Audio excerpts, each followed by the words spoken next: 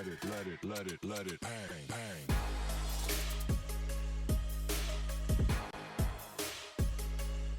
ะมันเป็นฝรั่งมันจะทั้งไหนเนาะสบายดีทุกคนฝนเลนี่นิคอนนะจ๊ะจะมาอีกแล้ววิวที่บล็อกเกอร์ที่แซ่บที่สุดในประเทศลาวซึ่งกับบริวิเฮดบอกแล้วบอกตัวเองบอกเรื่อยๆบอกตัวเองนาแวนตลอดแต่ว่าเขาก็อิมพรูฟตัวเองนะจ๊ะบริยุทธ์จุดเก่าจ้า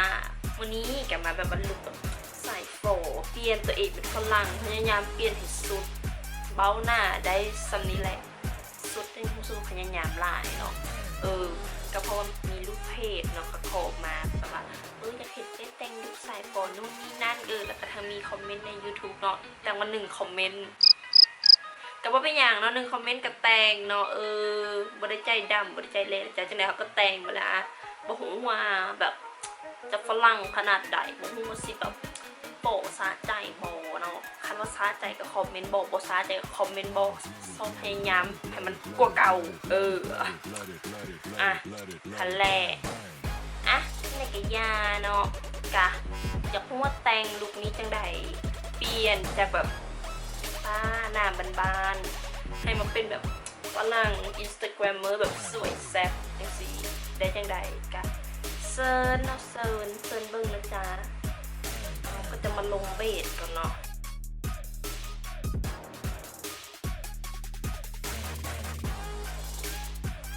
ก็จะใส่สีแบบโทนทำอีกเลยแต่งแบบง่ายๆเทลทำอีกเริ่มจากสีนี้ไล่มาเป็นเทลระดับจนมาฮอดสีนี้จะใส่ซองสีนี้นะจ๊ะในการคัดกรีดเอามาใส่สีนี้ทาดูขนตาสีสโมกนะจ๊ะบริเวณหางตาแล้วก็หัวตาวาดให้แบบเชิดๆขึ้นเปลี่ยนแปลงน้อยลง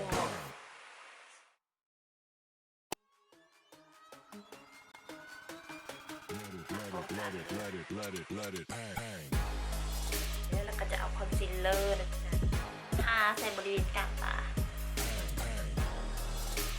ใส่มือที่เสร็จงามพอเน็ตจัดเลยเลือกเก็บรายละเอียดแบบของตกของฝาตื่น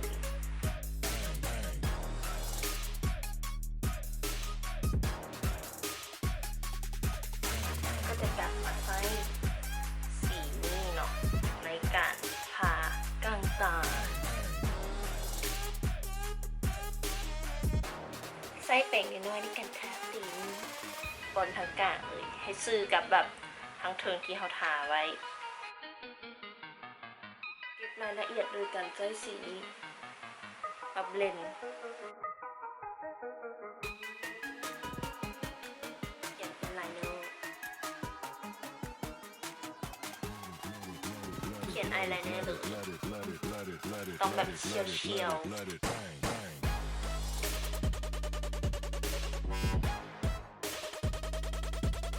ป้ายอันนี้เนาะในการไฮไลท์หัวตาก็จะใส่ทองพื้น2ตัวนี้ปนกัน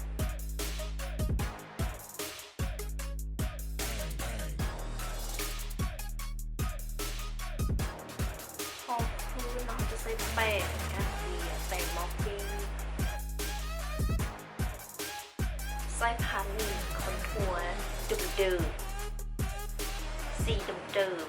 ในการคอนทัวร์คอลเลกไฮไลท์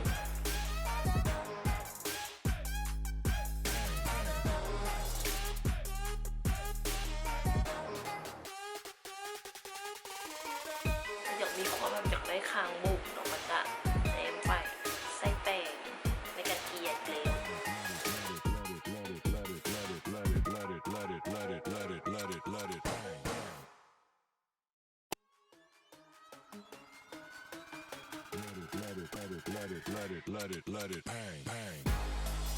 ก็จะมาคอนเล็กกล้องตาเนาะ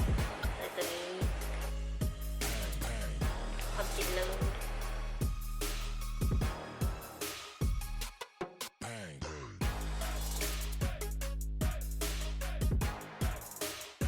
คิ้วแล้วเนาะเราก็ใช้แป้งปัดไปน้อยนึงก็สีเอาอายเนื้อเลยมาเพิ่มเส้นขนคิ้วซะ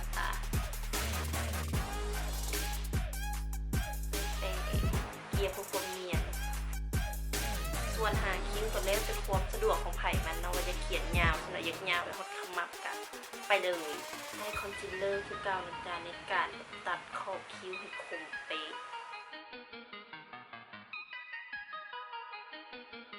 ปัดมาสคาร่านะจ๊ะหลังจากไม่ได้ไปใส่กับจะปัดมาสคาร่าตัวนี้นะจ๊ะเพราะว่ามันไม่ได้กันน้ำความดีของตัวนี้นางก็จะมีส่งแปะกันดีมาปัดมาสคาร่าทั้งมือได้นั่นแหละก็เอาออกมาแล้วใส่ให้จุดปัดคนคิ้วนะจ๊ะจะใส่ทั้งสองสีตัวนี้อาจจะมาใส่แปะเนาะเอาตัวนี้ในการปัดคอนทัวร์ใบหน้าตัวนี้จะใส่แป้งนะจ๊ะในการแบบเซตหน้าหน่อยหนึ่ง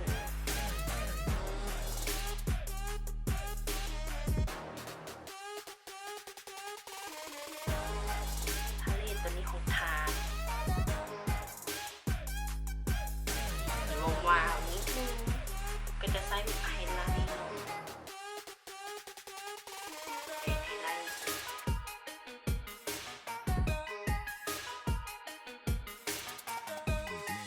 มันจะใส่สีนี้จะมีความแบบนวลนวล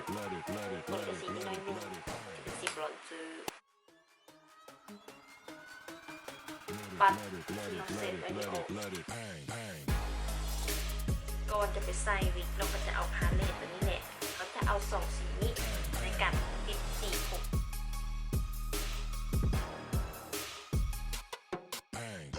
สีผมมาแบบเบาๆแล้วก็จะเอาวัสลีนนี่แหละทาเป็นมันเนาะซึ่งเขาก็ทาไปเรียบร้อย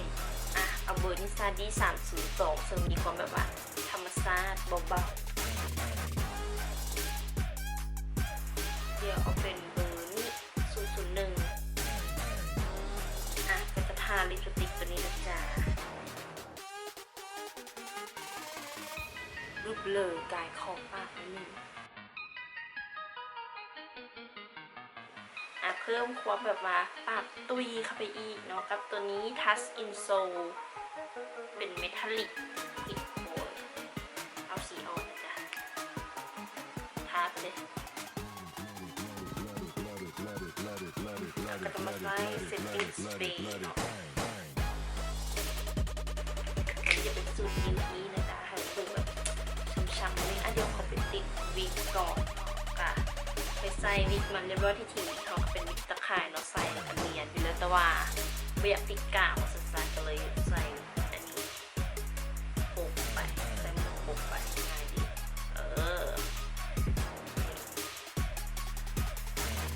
แล้วก็เมื่อกี้ก็หลงไปแต้มคิ้วดำเนาะเพราะว่าแบบลืมว่าเราใส่วิกสีบลอนด์เราต้องเป็นแต้มคิ้วดำมาเรียบร้อยก็เลยต้องได้แบบมากบคืนด้วยแบบใส่มาสคาร่าคิ้วสีอ่อนๆปัดทับเนาะแล้วก็ใส่ตัวนี้เนาะเนกเก็ตสกินตัวนี้สีที่ว่าใส่แมนสีนี้ในการแบบทาเบาๆปกให้สีคิ้วอ่อนลงว่าสั้นจ้าอ่ะนี่ก็คอมพิวลุกก็จะเป็นแบบฝรั่งขนาดนี้บอกว่าสะใจเพจที่ว่าขอลูกใส่โฟบอกอะเนี่ยฝรั่งขนาดนี้ละสำหรับผู้ใดเนาะที่เบิ่งผ่าน Facebook เนาะก็อย่าลืมกดไลค์กดแชร์สามารถแบบคอมเมนต์คิดเห็นว่าแต่งหน้าลุคนี้นี่นะเป็นจังได๋เปลี่ยนมาว่าคือฝรั่งหรือบ่คือหรือเป็นคือแขกอินเดียหรือคืออีหยังกะบอกแน่หรือว่าคือลีที่สิว่ากะคอมเมนต์บอกได้เนาะได้แต่อย่าแห่อ่ะส่วนผู้ใดที่เบิ่งผ่าน YouTube เนาะก็อย่าลืมเนาะกด Subscribe และกดให้แน่ทอเบิ่งให้แน่ทอตัดวิดีโอนี่ได้ง่ายแต่งกับส่วนสิแล้วเราบอกกระโดดเป็นกำลังใจให้กันนะเยอะเบิ่งให้กันนะเยอะเนาะตรงนี้แหละไปก่อนบาย